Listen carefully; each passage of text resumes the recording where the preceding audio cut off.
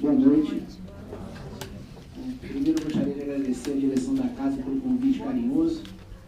Ela propôs para a gente um tema que, na verdade, é uma coisa que está no nosso dia a dia, uma coisa que a gente vivencia muito, mas, ao mesmo tempo, é um tema muito difícil. Falar de família, na visão espírita, diante do que a gente vê no mundo hoje, do que a gente está vivendo, muitos vão pensar, a família é uma instituição que está acabando, os dias agora vão fazer com que a família se desfaça.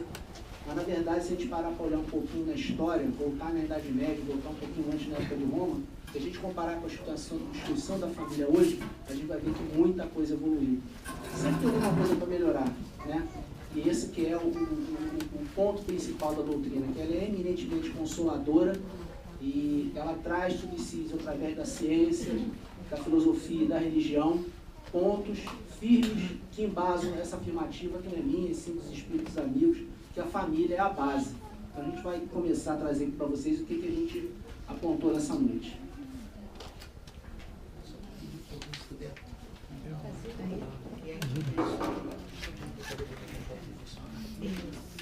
Isso aí eu vou. Acabou desligando.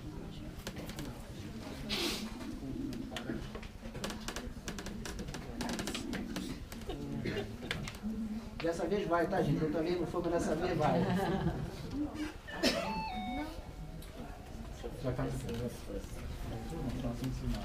Ela adora abraçar, então ela fica abraçando.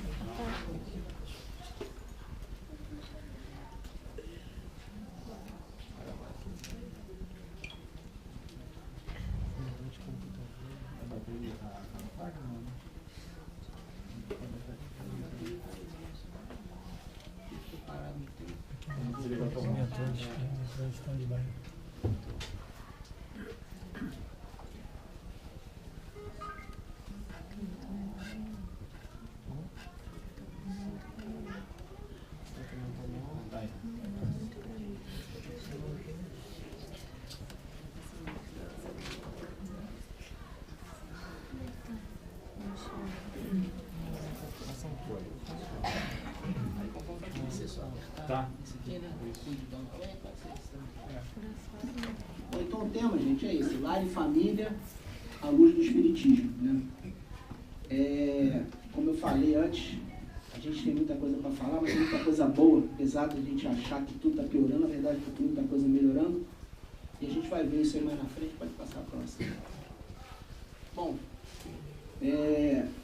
Gandhi, ele uma vez falou, Gandhi foi um dos maiores cristãos que teve, na verdade, vivenciar o Cristo, apesar de não ter sido cristão.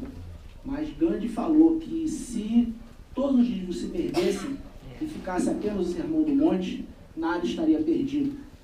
Porque todos os ensinamentos, toda a verdade está contida nessas bem-aventuranças. E nessas bem-aventuranças que Jesus, no Monte das Oliveiras, trouxe para a gente, está lá em Mateus, no capítulo 5, de 25 a 26, ele vem falando justamente a bem-aventurança, na verdade, pelo que coloca Sebastião Celestino, que é um estudioso espírita lá da Paraíba, que estudou durante 10 anos hebraico e grego para poder entender a essência dos ensinamentos lendo nos originais hebraicos. A gente, quando coloca a bem-aventurança, na verdade, é uma tradução do grego, mas Jesus falava hebraico. E, na verdade, a gente pensar que quando ele se refere a bem-aventurado um aflito não pode ser bem-aventurado. Bem-aventurados que sofrem, e quem sofre não pode ser bem-aventurado. Na verdade, Jesus faz uma exortação. Então, na tradução de Sebastião Severino Celestino, ele fala avante, ou seja, uma exortação para caminhar com ele. Então, Jesus fala dos aflitos, Jesus fala dos que sofrem, Jesus fala dos que sofrem injustiça. E ele adiante, seguindo nas bem-aventuranças, ele fala que nós somos o sal da terra, fala também que nós somos a luz do mundo, porque tudo isso nós somos filhos de Deus como ele, co-criadores. Então ele vem exortando a gente a esse trabalho no bem. E depois, quando ele passa das bem-aventuranças, ele já começa a entrar na parte que cabe aquilo que nós estamos falando, que ele já começa a falar quando nós formos fazer a nossa entrega no altar, que nós primeiro, se nós temos alguma coisa contra o nosso irmão, nós primeiro vamos nos reconciliar com o nosso irmão, para depois a gente poder fazer a nossa oferenda. Justamente colocando, em seguida, ele entra com essa parte aqui, ele fala da gente nos reconciliarmos sem demora com o nosso adversário, enquanto estamos a caminho com ele, porque senão nós vamos ser entregues ao juiz e depois ao ministro e vamos para a cadeia. E na verdade, nós não vamos sair de lá enquanto nós não pagarmos o último ceitil. Isso, na verdade, que acontece é que nós contraímos débitos passados com nossos irmãos, com nossos semelhantes. E a justiça divina coloca que cada débito que nós tenhamos, nós, na verdade, vamos ter que pagar até o último ceitil. Mas também o amor divino coloca, por outro lado, que tudo aquilo que a gente faça no bem, que a gente trabalhe no bem, também é levado em conta a nosso favor. É uma contabilidade divina, mas onde nós somos muito ajudados por isso, porque cada prece, qualquer coisa de bom que nós fizemos por alguém, isso vai ser contado também. Então essa reconciliação que Jesus coloca, justamente coloca o estatuto da família, porque a família, vai passar o próximo, pressupõe um lar, né? Onde nós estamos na nossa casa. Pode passar o próximo. Pode passar mais um. Mais um. E o lar, o que é? É um lugar de almas em regeneração. Esse é o lar. Porque se nós temos um pretérito, débitos uns com os outros, o lar vai ser justamente esse cadinho de formação onde nós vamos pagar as nossas dívidas com o nosso irmão, com o pai, com o irmão, com quem seja, com o responsável, e também vamos, juntos, solidariamente, crescer. Por isso, é um lugar de almas em regeneração lá. A família, para poder ser feliz, tem que ter um lado equilibrado.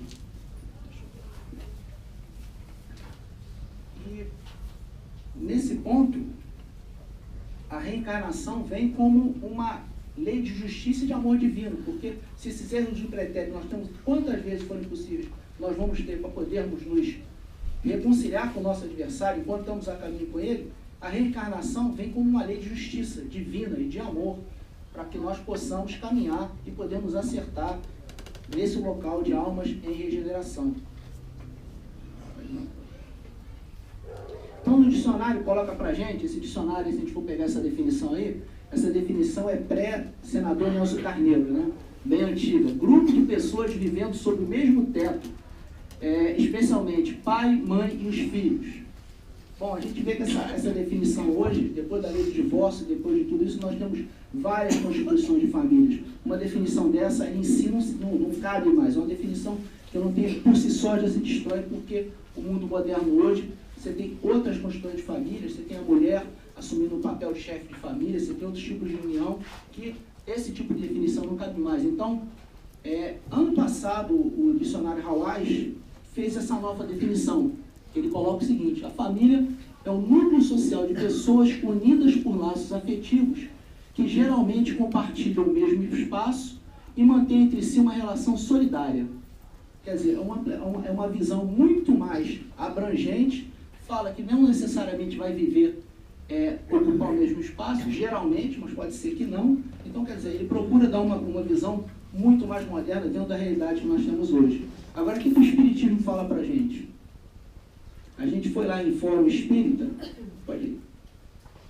Já é uma visão um pouco mais abrangente, né? Que coloca justamente aquilo que nós estamos falando no início, daquelas almas que têm débitos no pretérito e precisam caminhar e se ajudar. O Espiritismo vem trazer essa definição. É um grupo de espíritos normalmente necessitados, desajustados, em compromisso inadiável para a reparação, graças à contingência reencarnatória. A família é mais do que resultado genético. São os ideais, os sonhos, os anelos, as lutas. Ou seja, todas as afinidades e todos os débitos que nós temos, tudo isso reúne nesse cadinho para que nós possamos, através do amor, através da boa vontade, através da paciência, poder superar juntos essas dificuldades.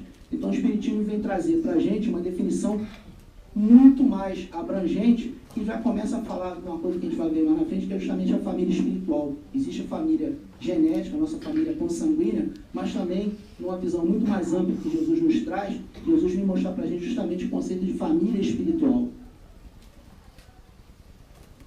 Então, lá no Consolador, na pergunta 110, livro que Emmanuel faz na psicografia de Chico, que são de perguntas e respostas, tem essa pergunta: qual é a melhor escola de preparação das almas reencarnadas na Terra? E a resposta é a mais óbvia possível, né? É o lar. É esse local onde nós vamos refazer as nossas forças, onde nós vamos caminhar junto com os nossos entes queridos, dentro do conceito agora, trazido mais moderno, pai, mãe ou filho, ou outro tipo de relação que nós tenhamos solidariedade e carinho. Então, esse conceito de família que é importante para que possamos evoluir e poder nos prepararmos para poder evoluir na nossa caminhada. E na pergunta 175, ele pergunta se o Instituto da Família é planejado antes de chegar, se existe algum planejamento no plano espiritual. A gente sabe que sim, até porque Jesus fala, enquanto a gente caminha com o nosso inimigo, ele vem falando justamente das reencarnações, ele vem falando desse processo evolutivo nosso, que nós vamos acertando, errando, nos corrigindo, até chegarmos um dia à perfectibilidade. Então, é óbvio que a gente vai ter, justamente acontece essa preparação. Em Mensageiros de Luz, a gente vê lá que existe uma preparação muito grande, justamente levando em consideração os nossos atos pretéritos, o que a gente prepara, o que a gente quer corrigir e como é que a gente vai ter a melhor escolha do corpo físico para essa tarefa. Então, tudo é planejado.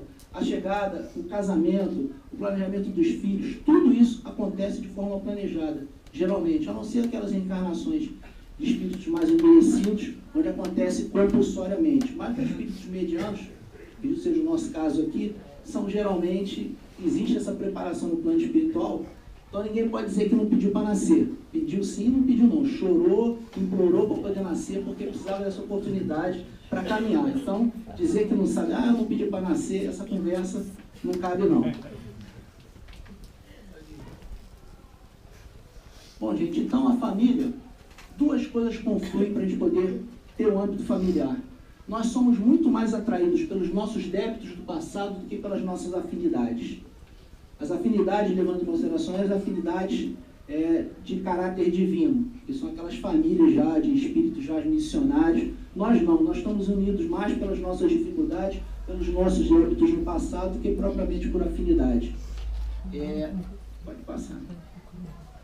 Então, já vem aqui, já começa a ter aqui o conceito de família espiritual, que naquela passagem que Jesus, estão os irmãos e Maria lá fora chamando Jesus, ele é avisado que tua mãe e teus irmãos estão te chamando, e Jesus faz aquele questionamento: quem é minha mãe e quem são meus irmãos? E ele mesmo responde em seguida: são aqueles que fazem a vontade do meu Pai. Então todos nós somos irmãos em Cristo e em Deus, porque primeiro somos filhos de Deus, e segundo que nós estamos buscando aqui nesse momento, na nossa vida, o Evangelho e fazer a vontade de Deus, buscando largar o homem velho e ter agora o homem novo através de novas atitudes, de novos pensamentos, de conhecimento da doutrina espírita, dos ensinamentos de Kardec, para poder a informação trazer a nossa corrigenda. Então Jesus vem falar isso: aquele que faz a vontade do meu Pai que está nos céus é meu irmão, e é minha mãe, e é meu pai, é a minha família. Então o conceito de família espiritual, que é o que nós somos aqui, né? Somos irmãos e estamos buscando juntos esse tipo de crescimento, esse tipo de esclarecimento.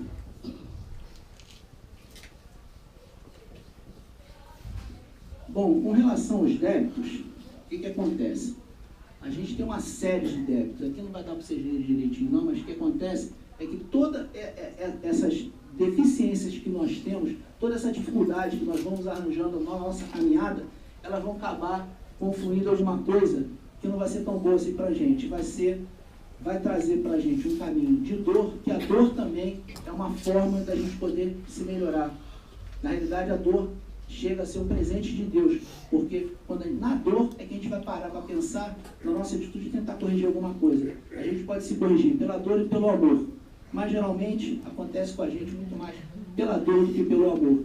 Então, se você juntar nesse funil aqui a incompreensão, a ingratidão, dureza, hostilidade, intolerância e inveja, ou seja, isso trazendo do pretérito, né, que nós temos nas nossas relações pretéritas, a gente vai entender por que a gente vai ter um ente querido difícil, um pai, um filho, um irmão, uma filha, porque isso já vem do passado. A gente vem trazendo isso do passado E a gente faz, por isso que Deus, na misericórdia dele, faz com que nós venhamos nessa família, nesse lugar de almas em regeneração, para poder resgatar esse compromisso. Então, quando a gente começa a ter todas essas vibrações aqui, nós vamos ter, obviamente, um lar em desequilíbrio. Nós vamos estar desequilibrados. Nós não vamos, muitas vezes, o chefe de família vai parar e pensar, nossa, para onde eu vou? O que eu vou fazer? Eu não sei o que eu faço. Porque estamos nos deixando levar muito mais por esse lado do que realmente tentar buscar uma solução fora disso. Que a gente sabe que está no Evangelho de Jesus.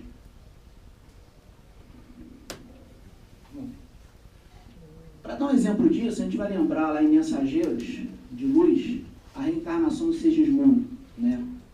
Está lá no capítulo 13, se eu não me engano, e ele nos conta, André Luiz nos conta, de um homem que gostava muito de uma mulher, que era casada, o nome do marido ele era Adelino e Raquel. E ele queria estar com Raquel, mas Adelina para ele era um obstáculo.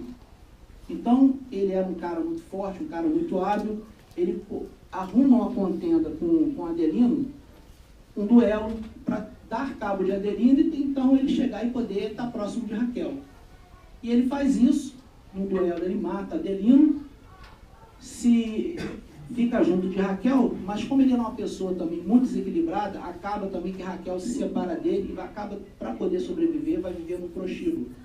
Então, no plano espiritual, esses espíritos, um tem raiva do outro, não conseguem nem se ver, mas Segismundo, que tirou a vida de Adelino, ele percebeu o erro dele, ele começou a trabalhar, quer dizer, no primeiro processo a gente perceber, se arrepender, depois a gente tenta pedir o perdão, e depois a gente vai fazer como última etapa no nosso processo, justamente reparar o nosso erro.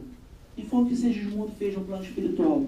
Ele se arrependeu, ele trabalhou muito no bem, e ele viu que chegava uma etapa que estava na hora dele resgatar esse erro dele com Adelino e com Raquel, que nessa ocasião já estavam encarnados, eram casados e tinham um filhinho pequeno. E Segismundo estava programado para ser o segundo filho do casal, para justamente resgatar esse passado dele. Só que quando ele tentava uma aproximação durante o sono com Adelino, quando via aquele espírito, ele tinha horror, porque tinha sido no passado um algoz dele, e não conseguia se aproximar. Então, nessa etapa, o mentor de André Luiz, Alexandre, é chamado, porque conheceu-os no pretérito também nessa vida passada, para tentar sensibilizar Adelino a receber Segismundo como filho, para que ele pudesse reparar, porque Segismundo já estava no plano espiritual, já tinha conseguido bastante mérito pelo trabalho, pelo esforço dele. Faltava para ele esse resgate justamente da reparação do erro dele, que seria ele vindo como filho. Mas a repulsa de Adelino era muito grande, até que preparam para ele, durante o sono, que ele sai do corpo e encontra com Alexandre, que era o espírito que ele tinha muito carinho. E quando ele começa a conversar, ele vê Segismundo, ele não lembrava exatamente o que acontecia, ele sabia que era um espírito que ele tinha aversão total. E ele é convencido a conversar com Segismundo. Segismundo pede perdão a ele, pede essa oportunidade.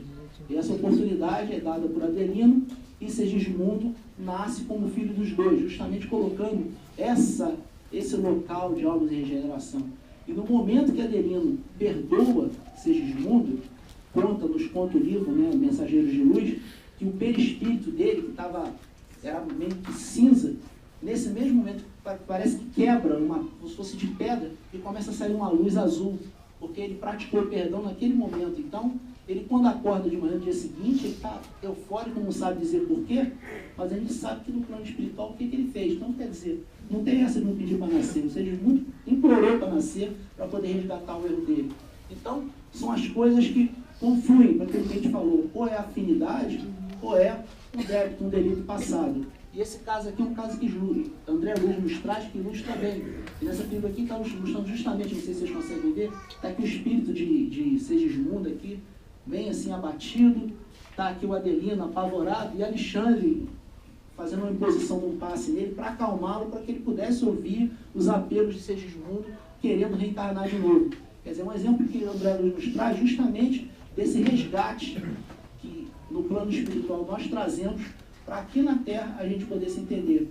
Agora, será que esse resgate vai ser fácil? Com certeza acho que não, porque ele permitiu, ele perdoou, mas quando chegar aqui na Terra vai começar a ter justamente todo essa luta diária que a gente tem com os nossos familiares, ele com certeza está vivendo também, né? O Livro dos Espíritos, também a gente trouxe aqui para poder falar um pouco também de lar de família, ele coloca a paternidade se é uma missão. Paternidade, obviamente, entendendo maternidade e paternidade, os dois inseridos no mesmo contexto. E o Espírito de Verdade coloca que é uma missão verdadeira, indiscutível, e que a misericórdia do Pai é tão grande que o Espírito que vem para a gente, vem numa forma de um bebê, vem numa forma maleável, para que nós possamos orientar e moldar com a missão de quê? De poder colocá-lo no caminho do bem. Teve uma passagem, a gente, lá no grupo que a gente frequenta, na reunião mediúnica, houve uma mensagem de um espírito que trouxe para uma reunião, falando de um processo reencarnatório que estava acontecendo, e que o espírito reparava que uma daquelas crianças ficava muito calada, muito fechada, e já estavam na fase final da preparação do processo reencarnatório, e esse espírito pede a palavra. Ele não falava, até então não falou nenhuma vez. E ele pede a palavra para poder falar. E justamente o que ele pede, ele fala o seguinte: olha, quando eu encarnar, por favor, falem com meus pais que eu não quero brinquedo, eu não quero roupa bonita, eu não quero conforto. Peçam que eles falem para mim de Jesus. Eu preciso de Jesus na minha existência. Então, por favor, intuam os meus pais a falarem de Jesus. Porque é isso que eu preciso. Eu não preciso de conforto, eu não preciso de luxo. O que eu preciso é ouvir falar de Jesus, que vai fortalecer, porque eu sou um espírito muito fraco e necessito disso. E quem de nós não necessita, né? Então essa veio numa reunião mediúnica que eu achei muito bonita essa mensagem desse espírito, porque ele tinha medo de chegar aqui e a gente nesse dia a dia, nessas coisas, as pessoas acabam não dando aquele... por falta de tempo, né, entre aspas, ou falta de interesse em alguma coisa, acaba não trazendo isso para os filhos. E ele tinha esse medo. A preocupação principal dele não era estar numa casa confortável, não era nada disso, era sim ouvir falar de Jesus. Isso que era para ele importante. E na 583 ele pergunta se os pais, se os filhos se eles não conseguem a corrigenda dos filhos, se os pais são responsáveis nisso. E o Espírito de Verdade fala para a gente: e se os pais empregaram todos os esforços, todos os exemplos para a corrigenda dos filhos, e os filhos ainda assim não aceitaram essa corrigenda, o que acontece é que o amor divino vai trazer para eles essa corrigenda de uma outra forma. Que é a forma qual vai ser? Vai ser a forma da dor. E ele coloca também que aos pais, nesse momento, cabe a resignação para poder aceitar a vontade de Deus, porque a gente sabe que quem planta laranja não vai colher maçã. Então, a gente planta aquilo, o plantio é opcional, mas a colheita é obrigatória. Então, que os pais tenham essa resignação, porque a corrigenda dos filhos, se não se der de uma maneira, vai se dar pela outra. Na pergunta 681, o Kardec pergunta ao Espírito de Verdade se a lei da natureza impõe aos filhos a obrigação de trabalharem para os seus pais. Teve no governo de Minas, deve ter uns 10 anos isso mais ou menos, um anúncio muito bacana. Eu tinha no meu computador aqui, mas não tenho mais.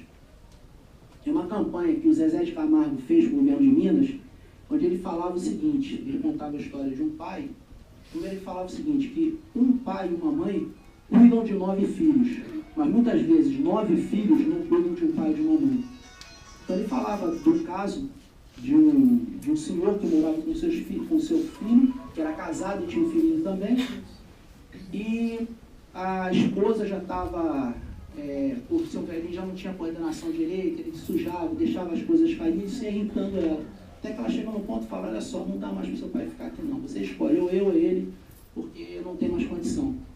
E o pai, na fala de Zezé de Camargo, o pai não o filho, na fala de Zezé de Camargo, pega um pedaço de uma coberta de couro, entrega para o pai e fala: meu pai, toma aqui isso aqui e segue o teu caminho no mundo, porque não tem mais condições de ficar comigo. E E o pai pega aquela coberta, humildemente sai. E quando o netinho vê, pede para o pai uma faca e sai correndo atrás do avô. Chega, o que você quer, meu filho? Ou você pode me dar um pedaço dessa coberta?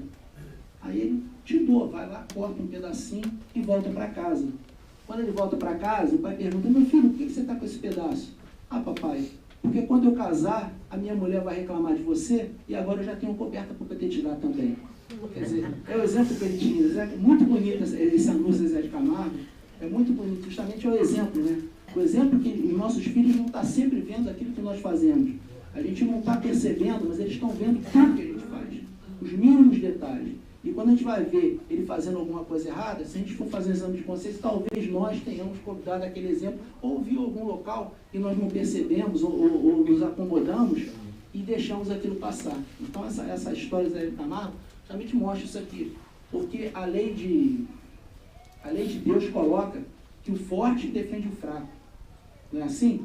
Então, nós, enquanto pais, como temos nossos filhos pequenos, o que nós fazemos? Os mais fortes vão defender os mais fracos. Mas no final da vida, é justamente o contrário. Nossos pais viram nossos filhos. E a gente tem que estar com muito carinho, com muita paciência, com muita boa vontade para tentar auxiliar. Porque um dia também, se a gente não for antes, a gente vai chegar lá também, né? Aí, será que a gente vai ganhar um pedacinho de coberta de couro ou nossos pais ou nossos filhos vão nos ajudar? Né?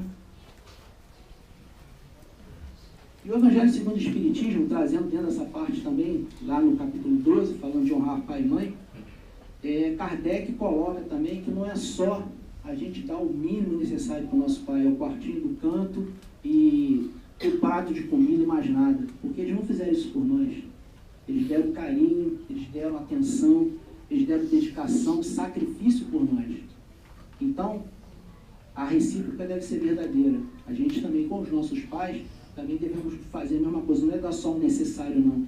É dar também aquilo além que nós recebemos também quando éramos crianças. Então, Kardec coloca aqui dessa forma. Não é somente respeitar, é também assisti-los nas suas necessidades, proporcionar-lhes o repouso na sua velhice e cercá-los de solicitude, ou seja, dar além do necessário. A solicitude é aquela atenção, aquele carinho que nós necessitamos quando éramos pequenos e também eles necessitam, como eles fizeram conosco em nossa infância. Está lá no capítulo 5, item 3 do Evangelho segundo o Espiritismo.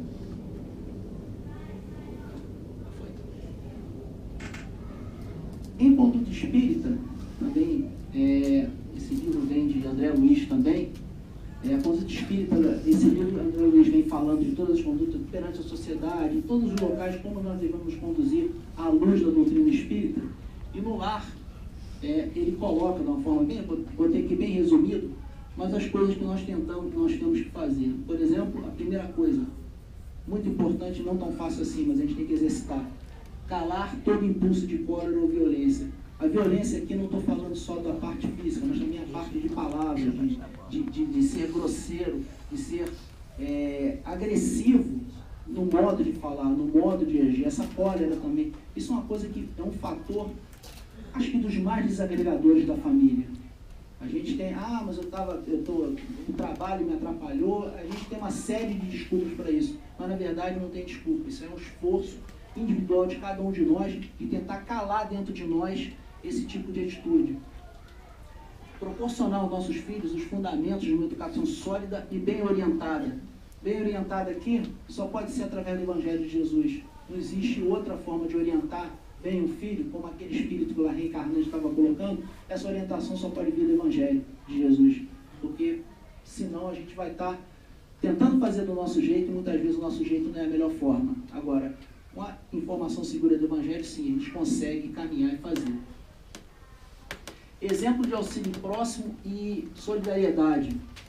Lá no Evangelho segundo o Espiritismo, no capítulo 12, item 4, falando sobre a benevolência invisível, tem um caso de uma senhora muito rica, que ela ia numa comunidade carente, mas antes de chegar nessa comunidade, ela saltava da carruagem com uma roupa simples, descia com a filha e ia visitar uma família cujo pai estava doente, não tinha como prover a família. Ela levava comida, levava cobertores, E, acima de tudo, levava uma palavra de consolo para essa família. E ela fazia essa caridade de uma forma discreta, sem querer querer aparecer, ou querer colocar de uma forma que a pessoa se sentisse humilhada ou sem graça por receber aquela caridade. E ela fazia dessa forma. E não só fazia isso, além dela fazer isso, ela ia no hospital onde estava o pai e também ia lá e falava: fique tranquilo, porque sua família está amparada, a gente está fazendo aquilo que a gente pode fazer por ela. E o pai também, imagina, no hospital ouvir isso também, que alento, né? Que coisa boa. E ela fazia isso e a filha do lado sempre observando. E a filha chega para ela e fala: mamãe, também quero fazer caridade. E pede para a mãe um dinheiro e uma comida para poder levar. E ela fala: não, minha filha, não é assim que você tem que fazer, não. Você tem que dar alguma coisa de você para poder fazer a caridade. É como Jesus, na passagem do óbolo da viúva, que todos estavam lá no gasofilácio colocando uma opção de moedas, e Jesus percebeu que aquela senhora, aquela viúva, que deu uma única moeda, estava dando muito mais que todos os outros, que ela estava dando daquilo, que ela estava tirando daquilo que ela precisava para poder auxiliar o próximo.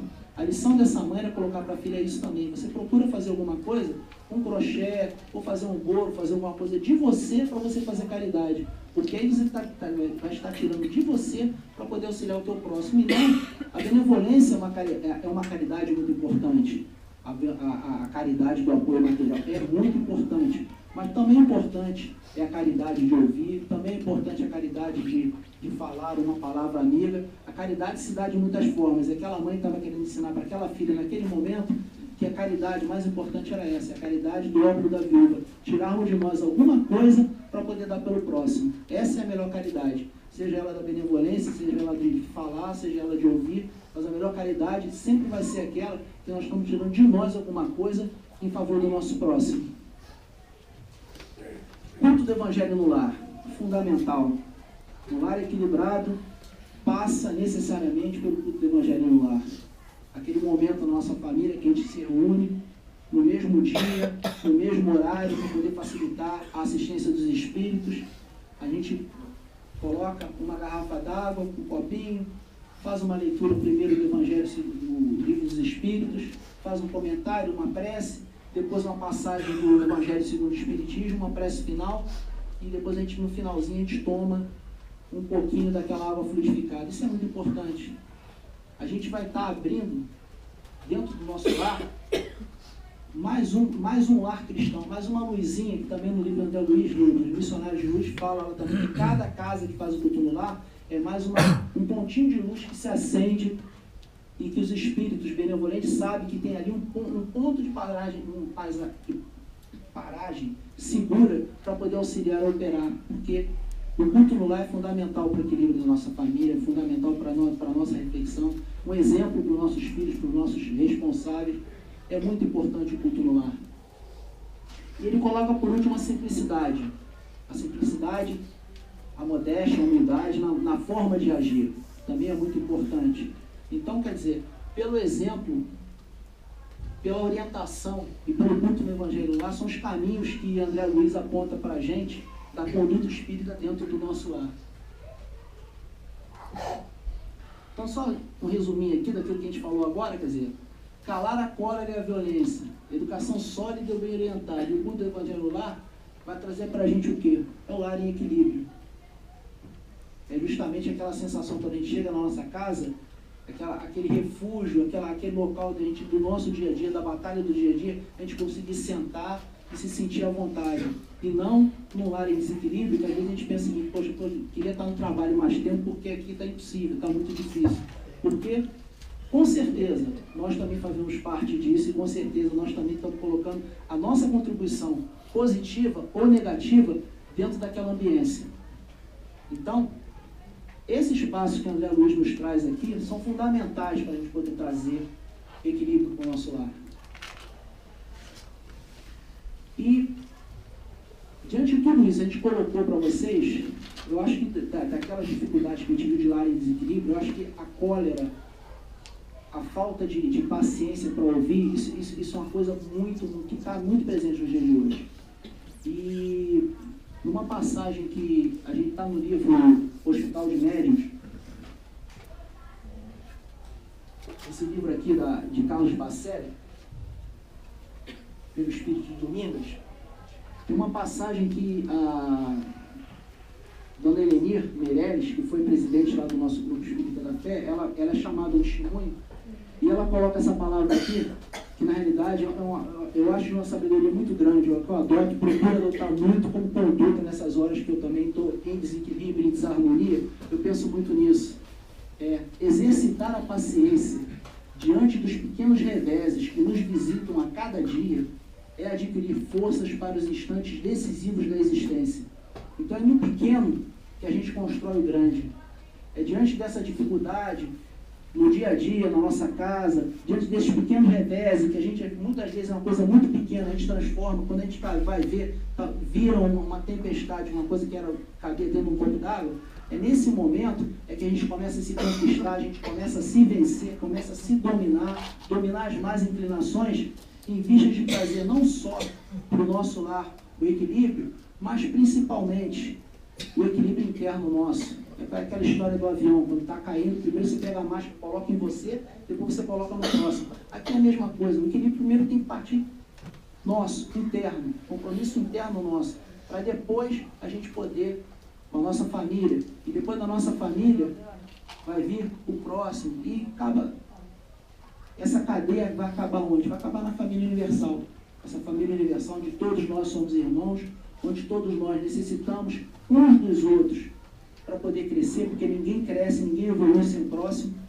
Isso está também muito claro, também Kardec coloca muito claro isso, porque a gente necessita fundamentalmente do próximo para poder crescer. A gente não cresce vivendo isolado no mosteiro, não é assim.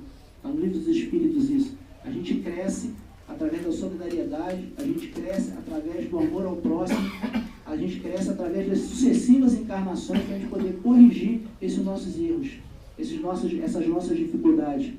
A matemática divina, ela é perfeita, porque ela é infinita, ela vai dar para a gente tantas oportunidades sejam necessárias para que a gente possa crescer, para que a gente possa aprender.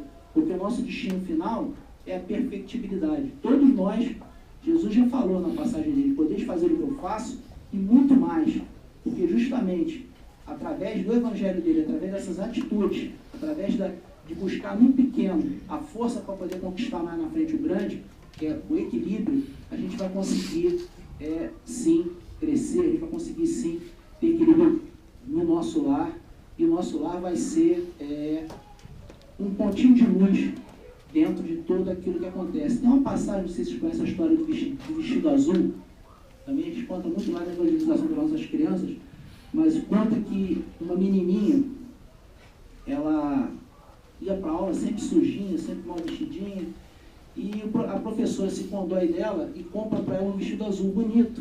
E vai, ela toma um banho, ela chega em casa, mostra o vestido para o pai e para a mãe, e a mãe fala, nossa, que vestido bonito. O pai chega em casa do trabalho, nossa, que vestido lindo. Ele fala, olha, você com um vestido bonito desse, não dá para você ir para a escola do jeito que você está indo. Então vamos dar um banho em você, vamos pentear seu cabelo para você poder botar um vestido azul. Ela botou o vestido azul, ficou linda, todo mundo elogiou no colégio. Quando ela volta, os pais olharam, nossa, você está tão linda, mas nossa casa está tão desarrumada, uma casa dessa não condiz com uma menina tão bonita como você. Então começaram a parar a grama, arrumar a janela, se conseguiram pintar alguma coisinha, começaram a arrumar a casa. O vizinho do lado, quando viu isso, chegou, não, peraí, meu vizinho está com a casa tão bonita, eu também vou arrumar a minha casa. E assim outro vizinho, o bairro todo. E tudo isso começou com o vestido azul. Então, gente, muito obrigado, que a paz de Deus esteja conosco.